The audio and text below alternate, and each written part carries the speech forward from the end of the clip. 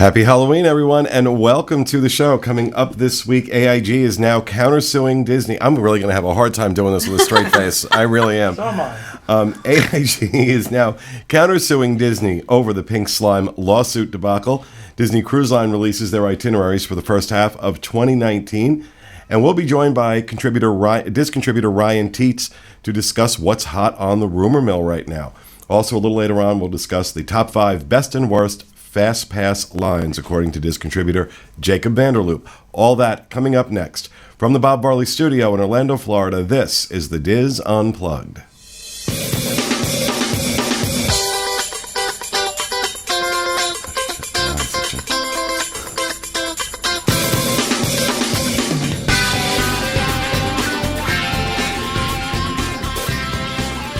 This is the Diz Unplugged, episode 964 for the week of October 31st, 2017. The Diz Unplugged is brought to you by Dreams Unlimited Travel, experts at helping you plan the perfect Disney vacation. Visit them on the web at www.dreamsunlimitedtravel.com. Hello, everyone, and welcome to the show. Coming to you live from the Bob Barley Studio in Orlando, Florida. I'm your host, star of vaudeville and screen, Baby Jane Hudson. Joined at the table this week by my good friends, Baby John. Hi, everybody. Star Wars. Hi, everyone. Scar. Dead Bride. La novia de los muertos. Oh, and that's that, and that's her. And Craig. And Star-Lord. So, yeah, everybody put some effort in today. I think Sean and I win. The most effort.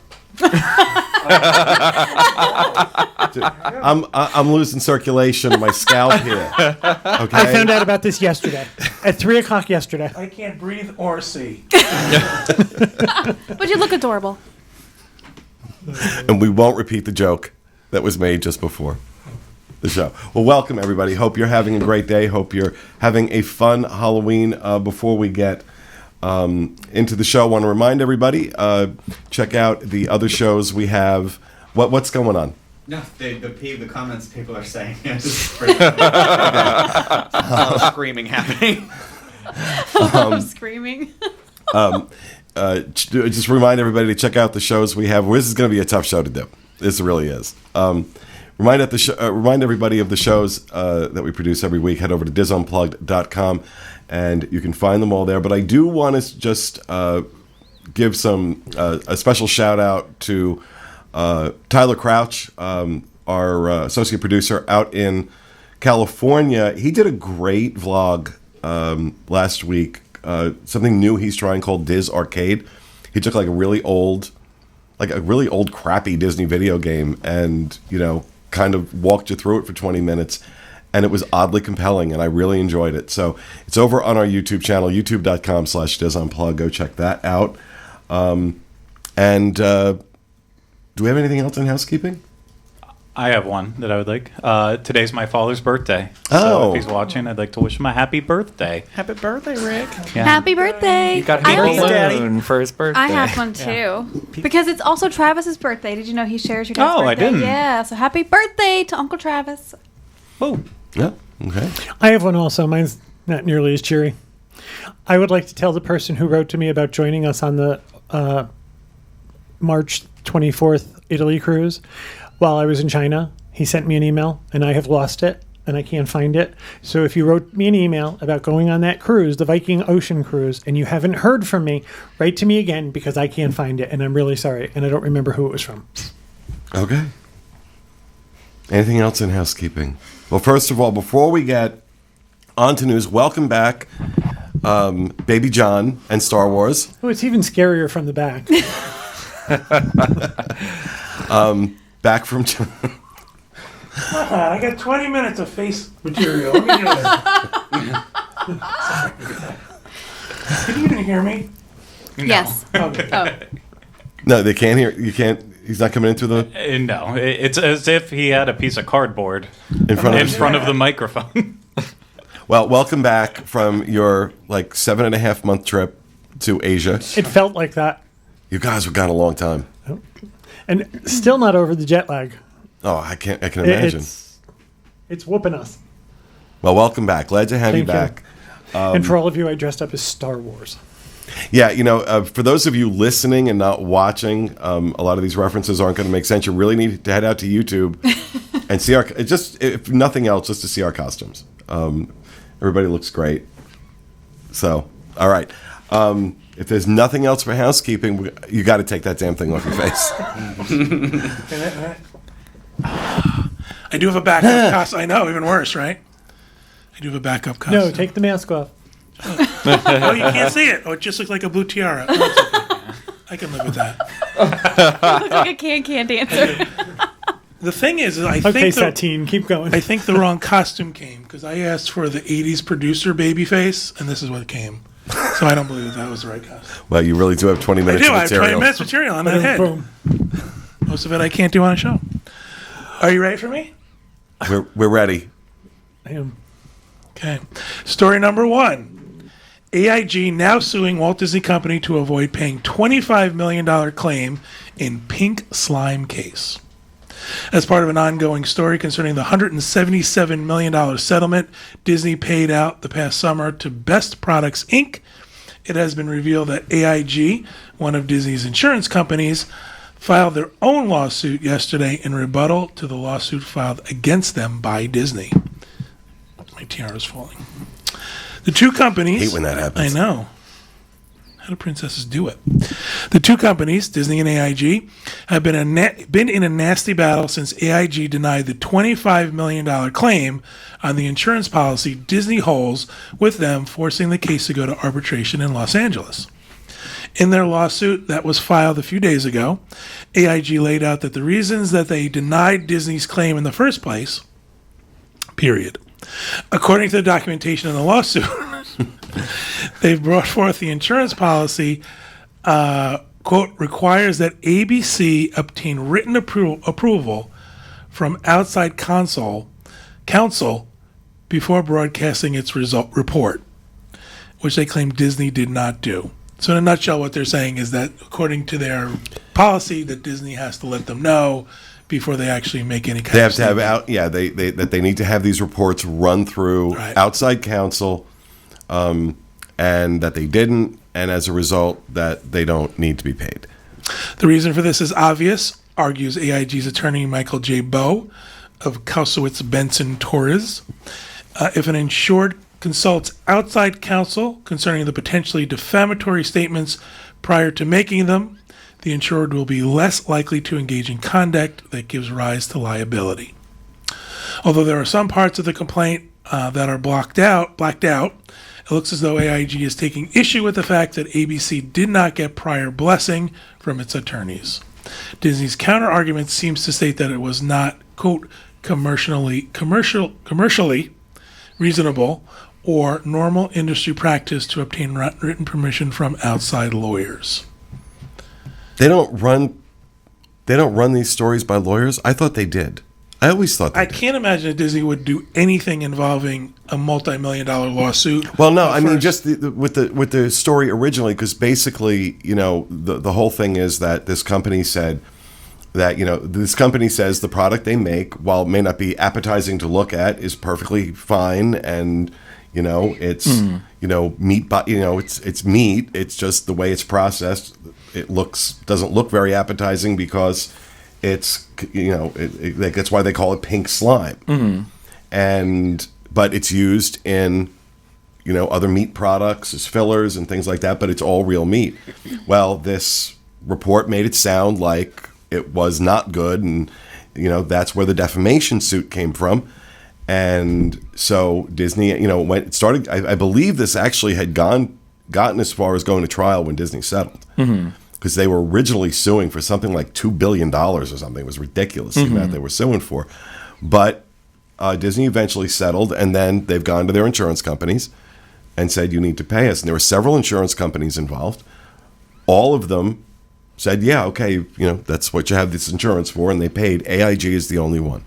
Yeah. That's not. And so what they're saying is that Disney should have, before they aired that story, should have run it by lawyers, outside counsel, meaning not the ones that work for the news division. because this was a 2020 story, and that's under the news division, that they should have run it by outside counsel, and I guess their response to that wasn't commercially feasible. I don't know what that means. But as a result now, AIG is countersuing Disney because Disney's suing them to pay the $25 million. Now they're countersuing to be have a judge rule that they're not liable to pay it. I don't get.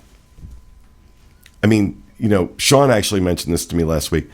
Disney's got to be like one of their bigger clients. Mm-hmm. Do you really think Disney's going to stay in a client after all this? Aren't they losing a major high-profile client? I mean, for me, it just, even beyond all of that, it would make me concerned if, as an individual, doing business with AIG, just because, I mean, if all the other insurance companies were okay to pay and they're like, you fit within our policy, AIG is like, okay, no, you don't, because we got you on a technicality. They're going to get me on a technicality. Like if I have that, and I mean, saying it's not commercially feasible, I mean, it isn't, because they can't run every single thing they're ever going to put on ABC by a lawyer every second of every day. Well, I'm pretty sure they run it by their, like, inside counsel. Reviews all but it's just the same as yeah. saying, like, commercially, like, if I have car insurance through them saying, like, it's raining outside, you need to call and make sure with us that it's okay for you to drive in the rain because you're setting foot out to drive in something that's inclement weather. And so that just makes me like, okay, like, if I ever do business with these people and anything happens, they're not going to pay out. Because if they're not going to pay Disney, they're sure not going to pay me. So, and if all the other insurances are okay to pay, I'm like, wow, you guys are nitpicky. So. Yeah. Insurance is insurance. I mean, the insurance companies suck. If you ever deal with them, they're terrible to deal with. Also, AIG, not for nothing. You'd think AIG would want to avoid any negative press right now, being that they were one of the linchpins of the 2008 financial collapse. But, apparently $25 million is worth this story to them. So, but all right, let's talk about the Disney Cruise Line 2019 itineraries. So as usual, the end of this year, Disney Cruise Line has released early 2019 itineraries, something they typically do. One of the things, though, is it's usually just the standard 7-night Eastern and Western trips, and it's usually the 3 and 4 night trips from Port Canaveral. What was interesting is this time they've added a whole bunch of other stuff. San Diego to Baja and the Mexican Riviera, several sailings, 2, 4, 5, and 7-night voyages. Also, San Juan, Puerto Rico to the Southern Caribbean. That's in January of 2019. And do we really think San Juan and some of these Eastern Caribbean ports are going to be ready to see cruises in a year? Do you know what? San Juan is actually now ready. Believe it or not, I read an article, and I think it was Travel Weekly, that said San Juan, the port is fine, and the airport is actually fine. If you venture outside of that, it's dicey.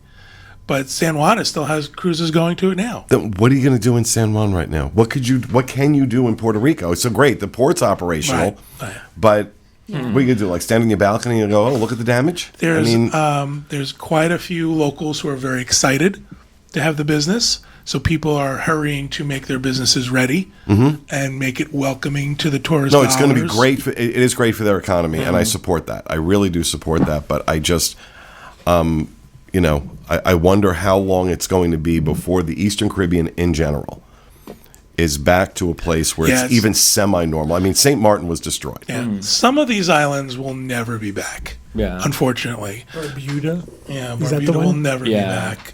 Tortola's dicey. St. John. Wasn't Antigua? Yeah. They're saying St. John is really, really rough. So some of these islands will be years before they're back. But I think you're going to see, San Juan now has got cruise ships going to it. Wow. So I don't think This that's happened so once far before to St. Martin. St. Martin, and they came back even stronger. They built that, But not at this level. It was not this. That This wasn't was as bad. really bad. But they came back stronger. Oh, So, go ahead. sorry, I just want people to know that as of right now, as of recording the show, Platinum and Gold members can book their 2019 vacations, Disney Cruise Line vacations early 2019. Silver members will begin tomorrow, November 1st, and then it'll be open up to everybody else. So far, But yeah, what are we looking at for pricing? believe it or not, the pricing isn't too bad. we're seeing some actually what I think is reasonable pricing. 5-night Baja sailing, March 15th of 2019 for two adults and an 11-year-old in a 10A, $3,110. I don't think that's awful for Disney pricing. For Disney pricing. Unfortunately, that's the barometer for all of this. Panama Canal, westbound Panama Canal cruises, February 24th, 2019.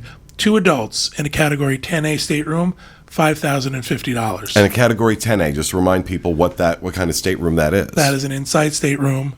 So, I mean, obviously you're paying for the accommodations, but in comparison, 4 adults in a 5A, which is an outside stateroom with a balcony, is $11,058. See, that's where the wheels come off the wagon. Yeah. But again,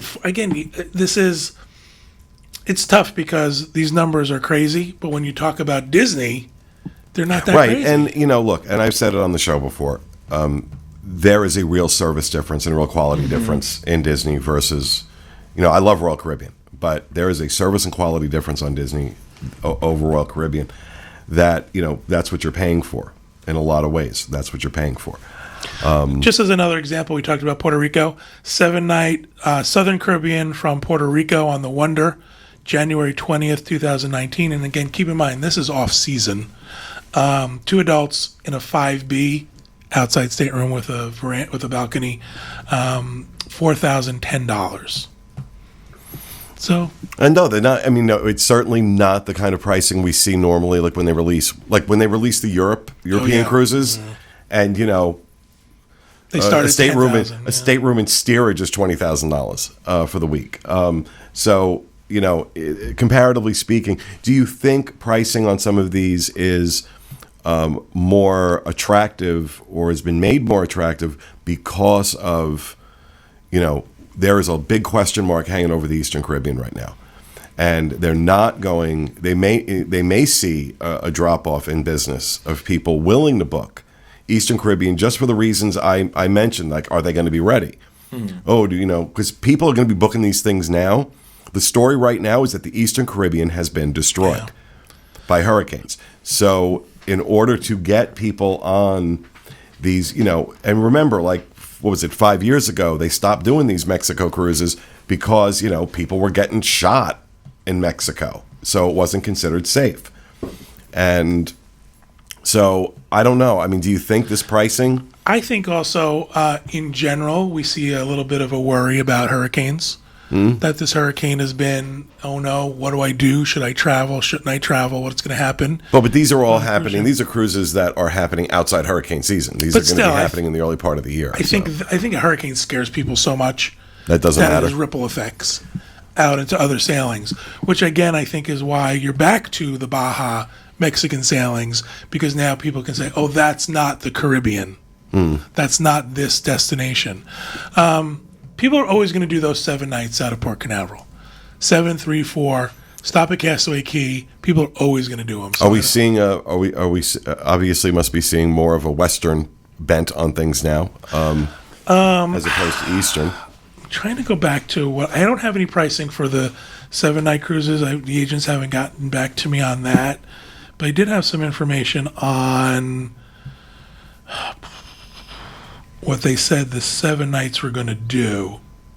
And I apologize, I don't have that right in front of me. Every sailing includes a day at Castaway Cay. The Disney Fantasy continues to sail 7-night Caribbean voyages with Eastern Caribbean itineraries, visiting the Virgin Islands of Tortola and St. Thomas, and Western Caribbean cruises calling on Cozumel, Grand Cayman, and Falmouth. So they're probably hedging their bets a little bit with these Eastern sailings, saying Tortola, St. Thomas, we think will be fine. And then maybe you'll see them add back the other stops as improvements are made with those destinations. And how are people receiving the 2019 itineraries? Have we gotten any feedback? All I know is from the agents that they seem to be doing well. I don't know. I haven't checked the boards about. Yeah, I haven't either, to be honest with you. The problem is it's so fast, and we're looking at just at platinum, Platinum and gold. Yeah. gold, and this morning was only a few hours where I can look at it. So it's still very early in the process, and then it'll shake out, and people will see what's going on. However, I will say this: a lot of what we're seeing is people are booking these. So people are saying, "Okay, I'm ready to make that commitment." First of all, because platinum members are more willing to do it anyway. Sure. They're willing to make that commitment. They know Disney. They know And for those quality. those not familiar, platinum is 10 cruises or more. Gold is, was it 5? 5 or more. 5 or more. Silver is like after your second one, basically. And then everybody else gets to book tomorrow or next week. On Thursday. Thursday they get to book. And I may have those sale dates wrong, so don't jump on us. It may be like 1 to 5, and then 6 to 10 is when you switch categories. Don't hold me to that. I may have that wrong. But yeah, I mean, I think you see a lot of people who do what they call a placeholder cruise. They sail on Disney Cruise Line. When they're on Disney Cruise Line, they book another sailing, and then they get ready to they hold that in anticipation of future dates. And when those are out, they know they've got the best price, opening day price, so they tend to jump on those sailings and book them. Especially Panama Canal cruises, super popular cruises. Yeah, the Panama Canal ones. Those sell. If you're interested in doing one of those Panama Canal cruises, you need to book it as soon as you're able to, because they sell out so quickly. That Panama Canal cruise, if it doesn't sell out within a couple of days, the price point for it, once it does open to the general public, is going to skyrocket. So just in case you're not familiar, Disney and all cruise lines do a tiered pricing system. So your lowest price is as soon as it's announced. The more people book that cruise, the higher the price goes. So as more people book into it, that price is going to go up. So the earlier you book these, the less expensive it's going to be. That is true. So Dreams Unlimited Travel. You get a shipboard credit if you book through us. So head on over. Our forms are open for 2019. All these sailings are loaded, so we'll be able to get you a no obligation quote. And don't let the outfits we're wearing right now deter you from the fact that John and I are owners in Dreams Unlimited Travel. We don't dress like this every day for work. Just Fridays. Casual Fridays. Yeah, this is my casual Friday outfit. Yes. Are you going to do any of the show? Or are you going to act out any of Baby Jane for us? Oh, I don't know. Kevin's doing Star Wars. I have nothing but Star Wars. I have it goes pew pew pew pew pew. That's for later. Now, when he starts reciting lines from the movie, Do you know We have to blow up the Death Star. no, that's I only not know it. one line. It's a trap. No, I'm your father, right?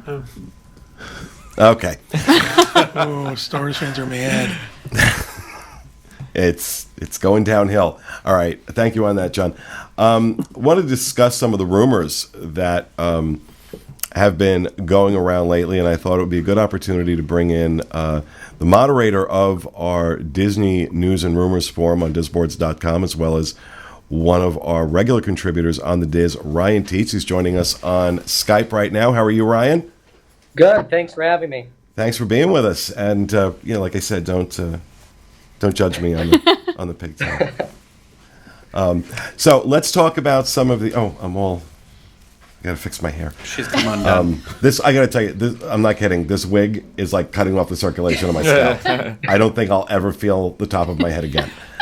But it was the only one I could find that was like kind of close with the pigtails. But anyway, so Ryan, let's talk about some of the rumors. You're writing these up every month. You're putting up a rumor roundup on the Diz, and of course you're dealing with them every day on the Rumors Forum.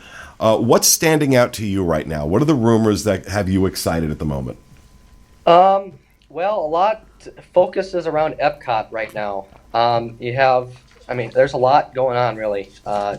From new countries to new pavilions, redoing pavilions, it's all Epcot.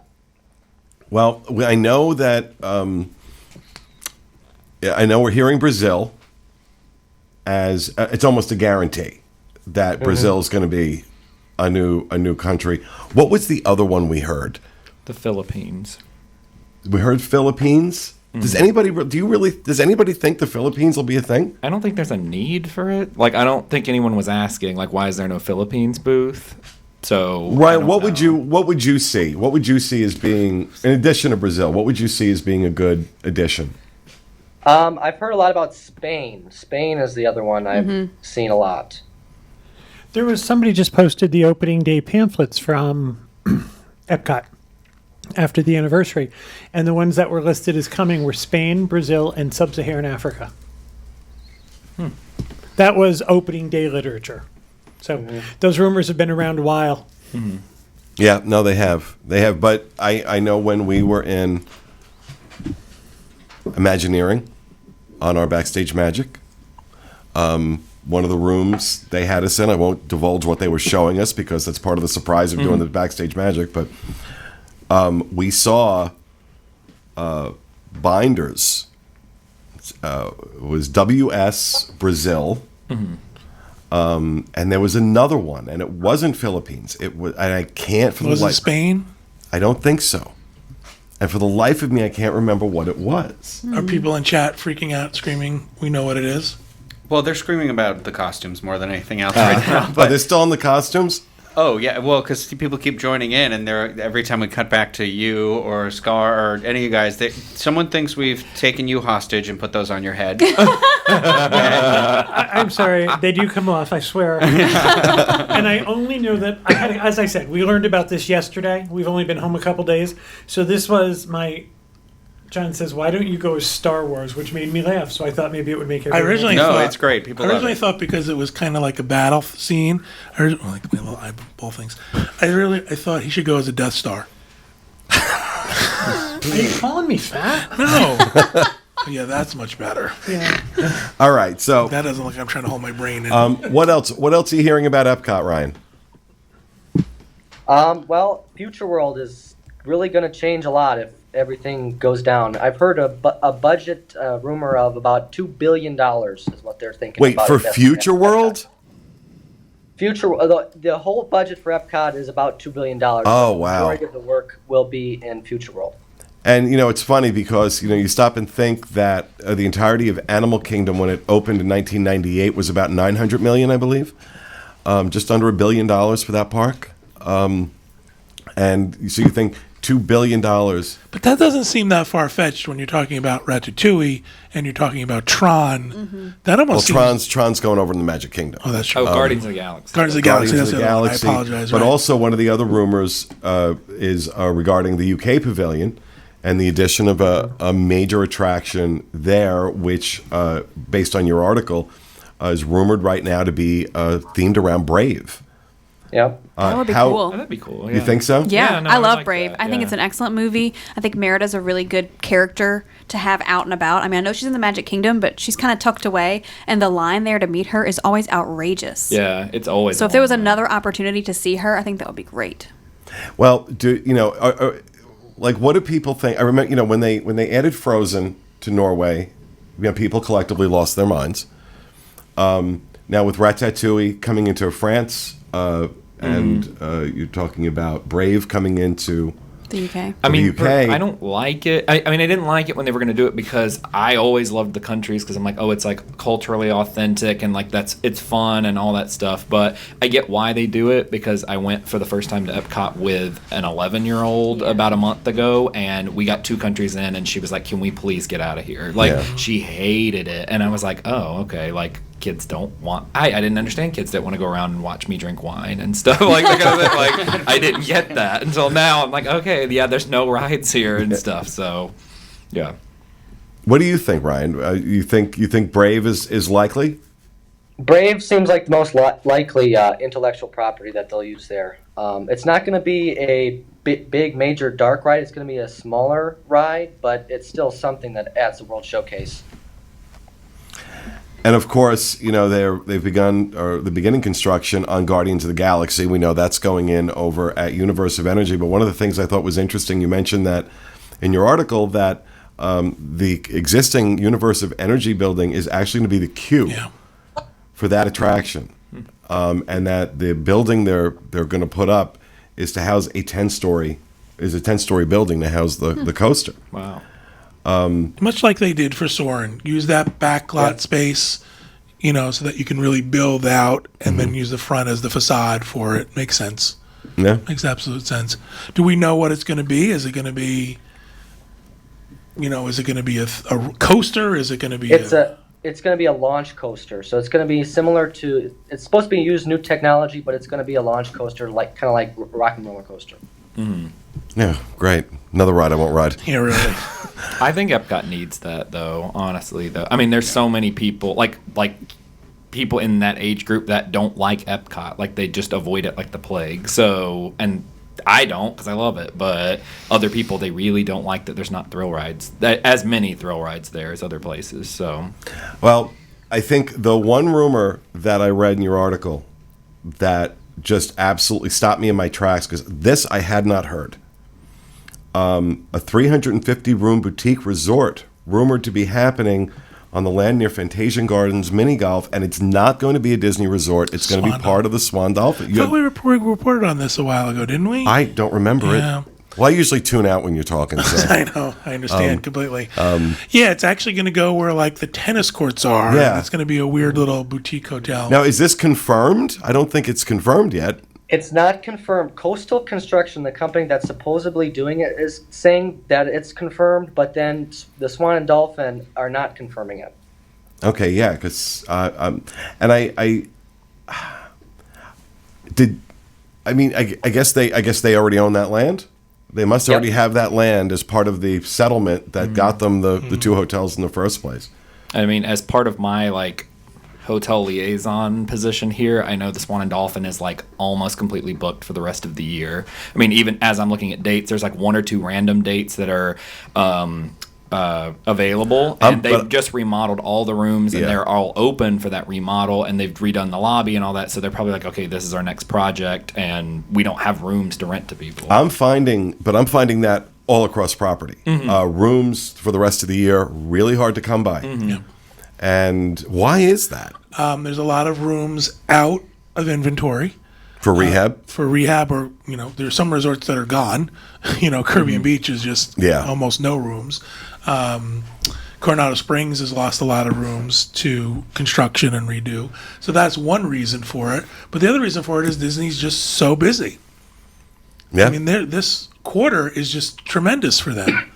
So, they need more rooms, and they're building them. They just can't build them fast enough. Yeah. You're going to see coming up, you're going to see Disney do a lot more with the Good Neighbors. Down on Resort Plaza Boulevard, there's going to be a lot more offers from Disney that will be direct travel company offers for those hotels. Interesting. Anything else, Ryan? Anything else that's on your radar right now that you're interested in? Well, the only other thing would be in Disneyland. We still don't know what's going on with Pixar Pier and Marvel. They're kind of being really very quiet about that, which is interesting. And then the construction timelines for Star Wars kind of are all over the place. Some people say 4 months behind Disneyland. Some people say 6 months behind Disneyland for Hollywood Studios. Yeah, I think one of the things in the article you were saying that for us, it looks like Star Wars may be in October of 2019. Of 2019? You really think they'll let summer go by?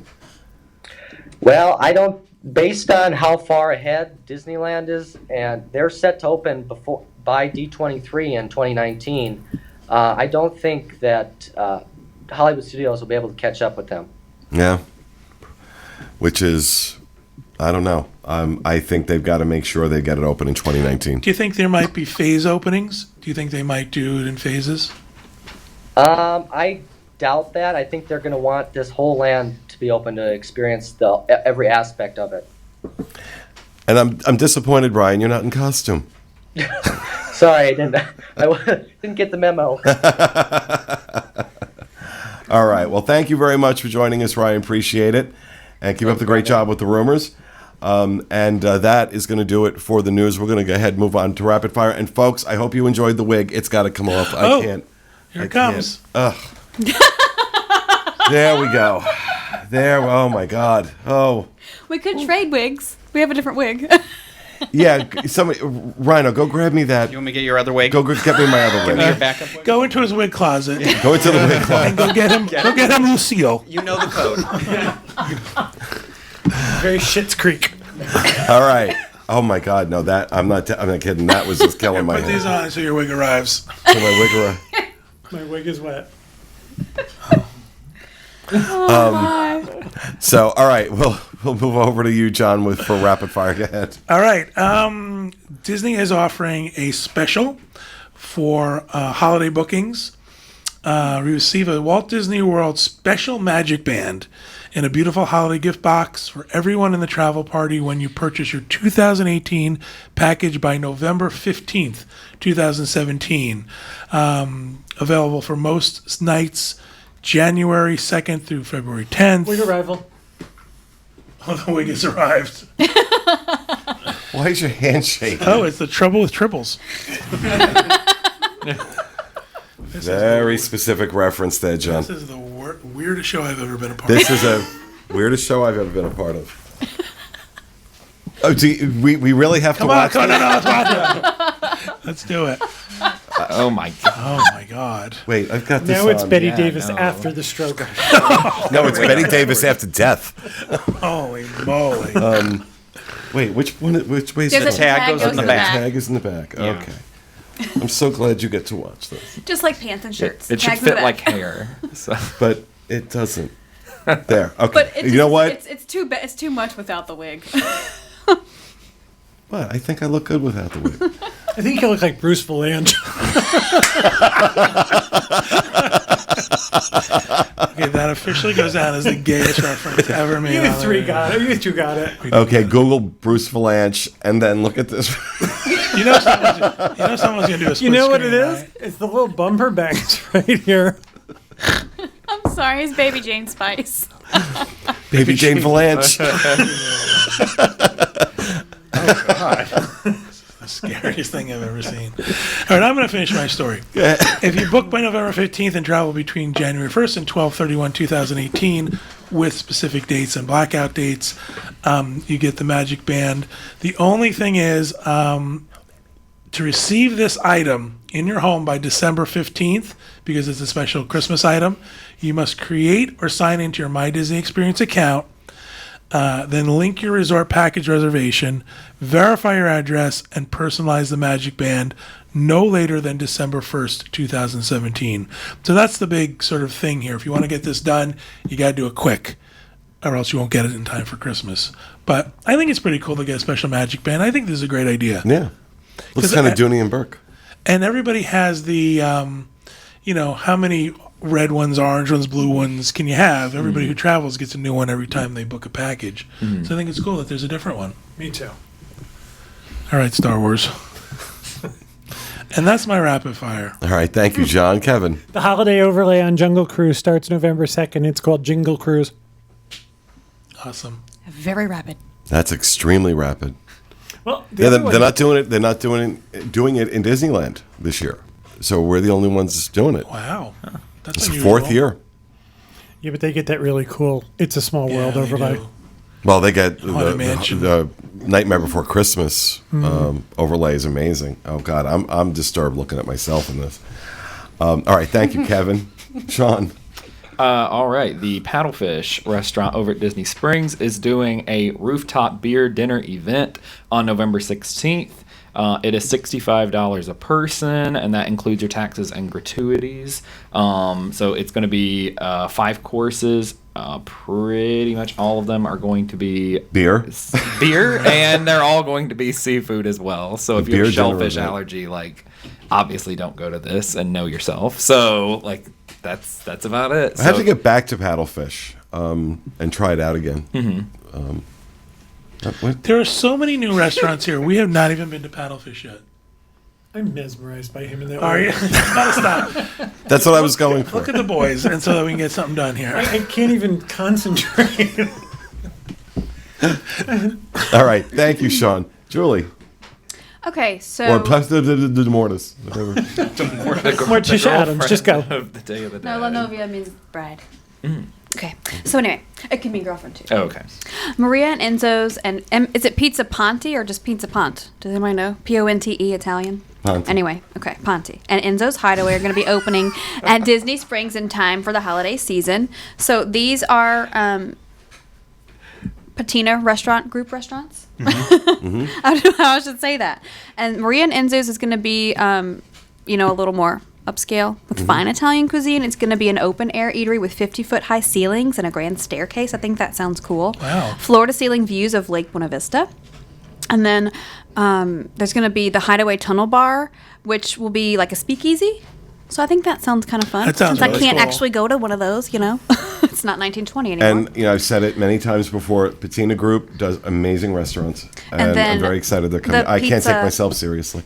The Pizza Ponte is obviously it's a pizza place, so sweet and savory Italian pastries and sandwiches, as well as Sicilian style pizza. So they're all inspired. The cuisines are inspired by Sicily and Rome, and they just want to bring unforgettable food and wine from Italy to Florida. So I'm excited. I hope that this is open before Christmas. They're saying holidays before the holiday season, so I assume that to That mean to me Christmas, says right? Thanksgiving. Yeah, like it should be soon, Yeah, the right? holiday season's So stuff I'm like kind of that. looking forward to that. I love Italian food, and I'm like you guys. I like to check out new places to eat too. I love that we get so many new places. It's really exciting. Yeah, they're becoming fast and furious. Every time I turn my head, I'm getting hit with my hair. I'm not used. It's no better looking this way because he's. Because he's on that screen, too. It's just like I don't like this wig because it's like the hair's all in my face and whatnot. It actually looks like you went swimming in it. So I have a Green. question. Did you go out and buy these wigs for this, or did you have these wigs? Of course, I went out and bought them for this. I don't know. What do What I do you think know? I'm doing with this? Like in my closet? I don't know what you do in your spare time. Yeah, I run around the house wearing wigs and Baby Jane makeup. All right, thank you, Julie. Okay, so we previously Pennywise, not Yeah. it. So we knew. No, I refer to him as it. That's just your name from every day. Yeah, It's my producer. Uncle Fester. thank you. So we knew that Sunset Seasons Greetings was coming to Disney's Hollywood Studios, but they released some concept art on DisneyWorld.com, and so we now know that one of the kind of little overlays that's going to happen on Tower of Terror at night will be the Hollywood Toy Hotel. Among that, they're also going to do like kind of wrapped Christmas really gifts cool. on there, a gingerbread house, and a couple other things using a lot of the characters. And decorations are already going up all over there. They're really getting ready for this because it does begin on November 9th, and Hollywood Studios is actually going to be in the true Christmas spirit for once. Maybe it'll be better than Jingle Bell, Jingle Bam, but I don't know. Not as much fun to say. Yeah.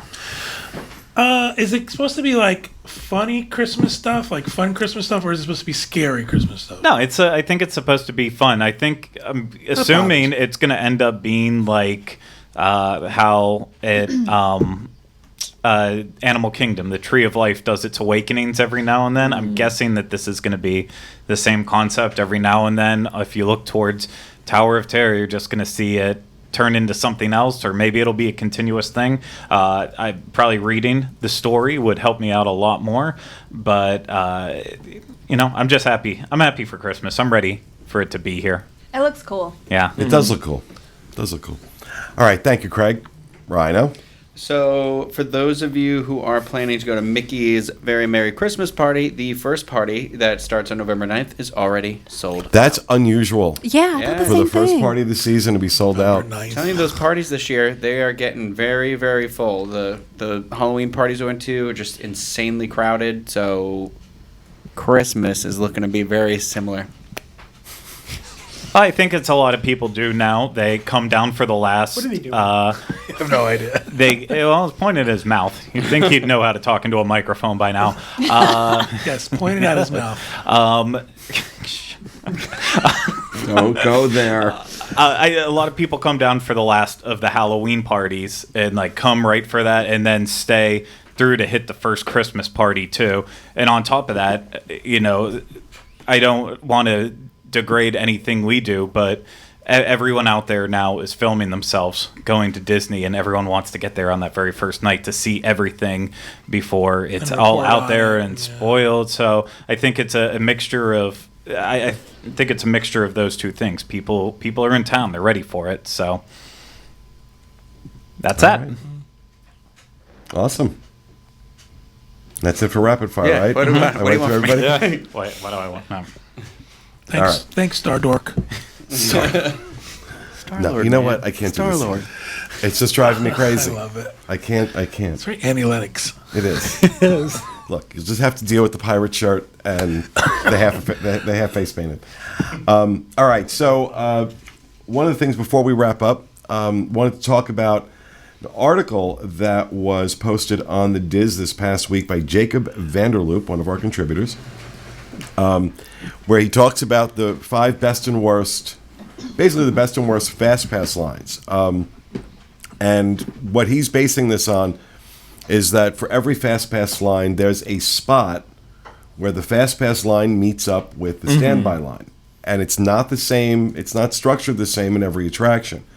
So there are some that, are really bad about it, and that the Fastpass line is almost useless, whereas others are really good. And so that's kind of what he outlined here. So from 5 to 1 on his worst list, number 5, Rock and Roller Coaster. Number 4, Dinosaur.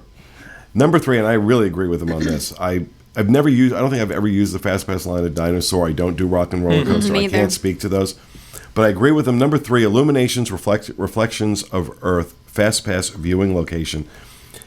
It's a Tier 1 Fastpass. Right. Which means you're not doing Soarin' or Test Track or Frozen in order to do this.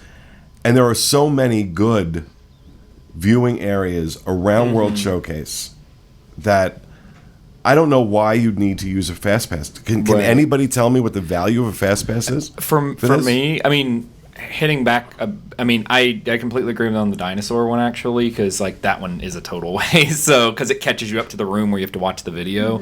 But and then Rock and Roller Coaster I don't really agree with because it does catch you right up to the room where you view the video. So it to me that lets you jump a lot. But for Illuminations, I do use it only because I get it later in the day when I've already used the other ones in the morning time. Then you can get another one and I'll get Illuminations then.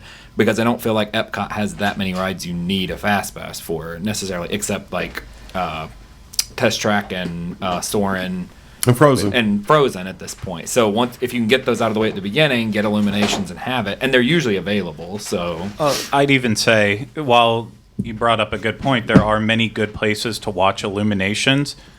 The best point is in between the two showplace buildings, and that's where the Fastpass location is. I mean, it's on a sloped hill, so it doesn't even matter if it's packed.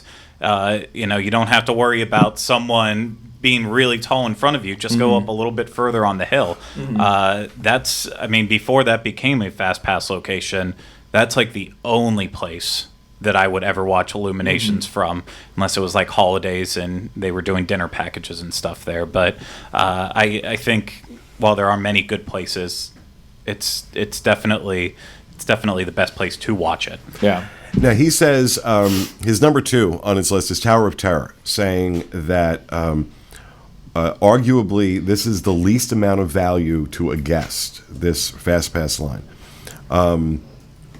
As soon as you pass through the lobby, Fastpass Plus and Standby merge together just outside the library. Do you agree with this? Absolutely not. Until you've waited outside in those gardens on a hot, humid day for an hour, instead of walking straight into the lobby, or at least being by where the fountain that's not filled up anymore is, it's absolutely worth it. I've done that wait recently too, and I hate it. I agree with Craig because the Fastpass the point is not to skip the whole line. The point is to get you to it further ahead of some of those other people who are waiting for an hour. Right. I don't expect when I use my Fastpass that I'm going to go right on the ride. I expect I'm still going to wait, just not as long. Right. But like Craig said, that Hollywood Tower of Terror, the line, it's horrible. You meet up at the lobby because that's where the pre-show starts, but it's still part of the entire experience. So that's, that's a lot of time where some rides are different. Some base it on where you actually board your vehicle. Others measure it out at different places. So in my opinion, the experience starts at the library. So that's absolutely where you should meet up with You the don't want regular to miss line. out. Yeah. Do you think that some of his reasoning is basically getting faster? Because if you read the ones that are the best, it seems like because they get in to the ride faster. Yeah.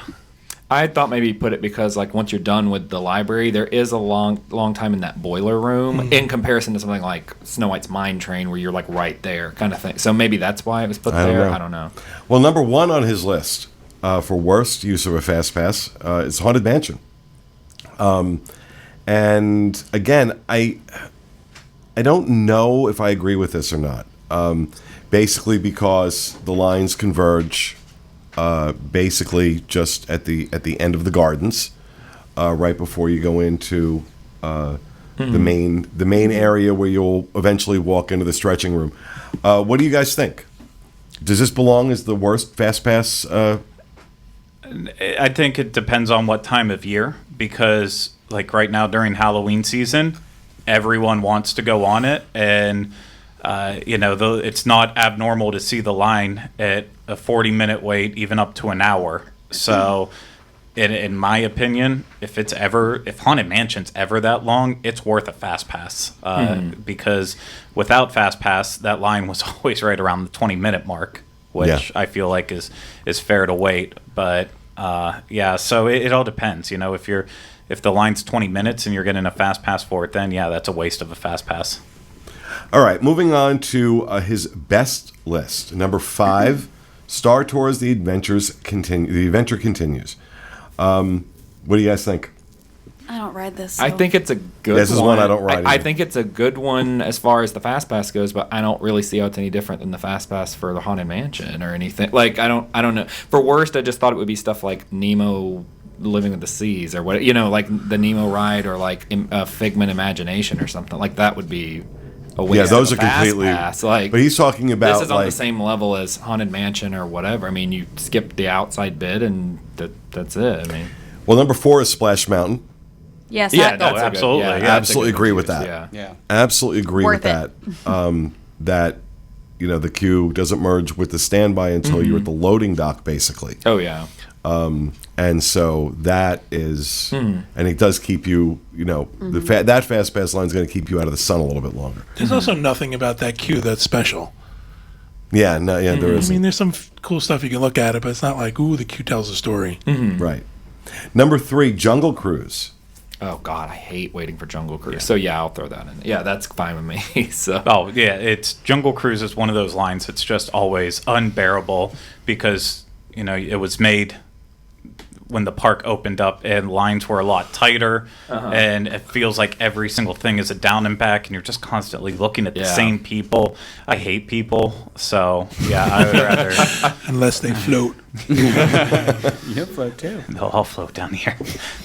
Again, now number 2 is another ride I really don't do. Expedition Everest. As on the best list.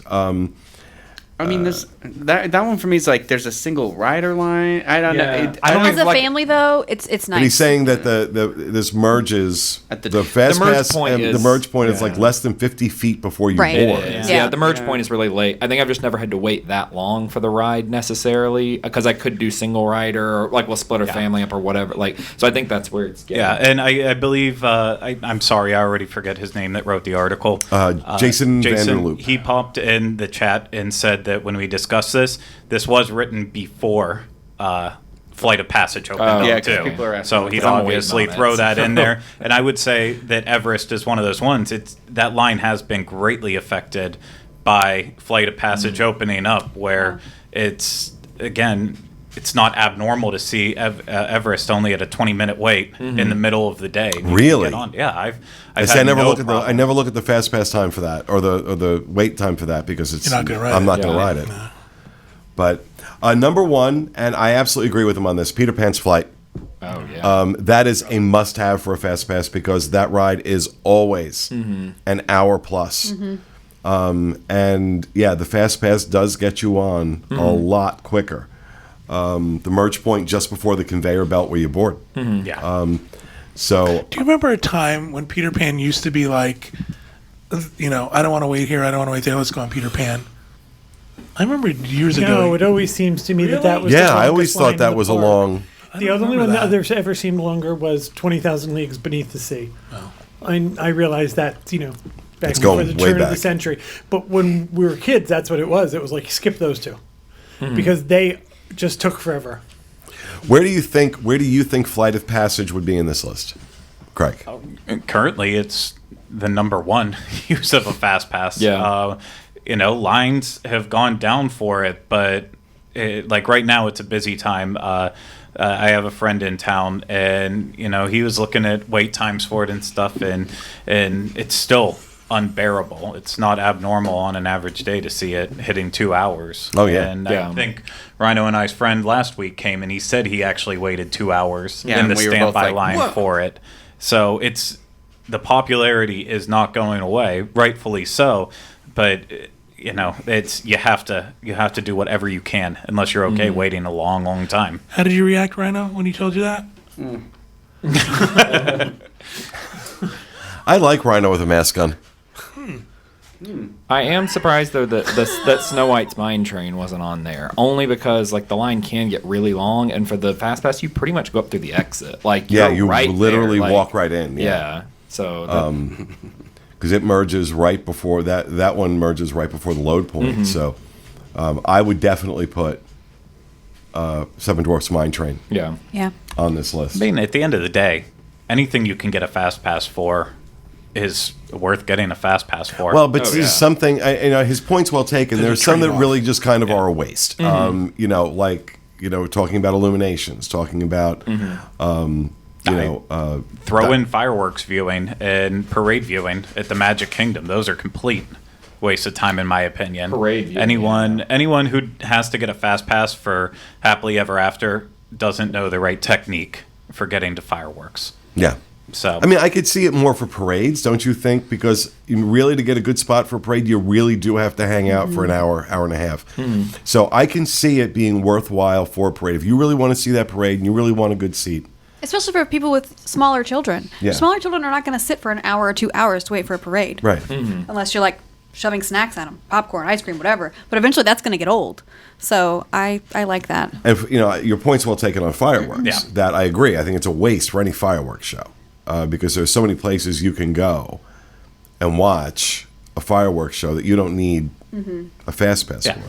But parades, I think, may be a little different. But all right. Well, thank you, Jason, for that article. Thank you, guys, for being here, and thank you for being with us. That's going to do it for our show for this week. We hope you enjoyed it. We'll be back with you again next week with another edition of the Diz Unplugged. Thanks for being with us, everyone. And remember, stay out of the damn lakes. And off the beach. Happy Halloween. Happy Halloween, everybody. Oh, I'm sorry. This costume's coming off.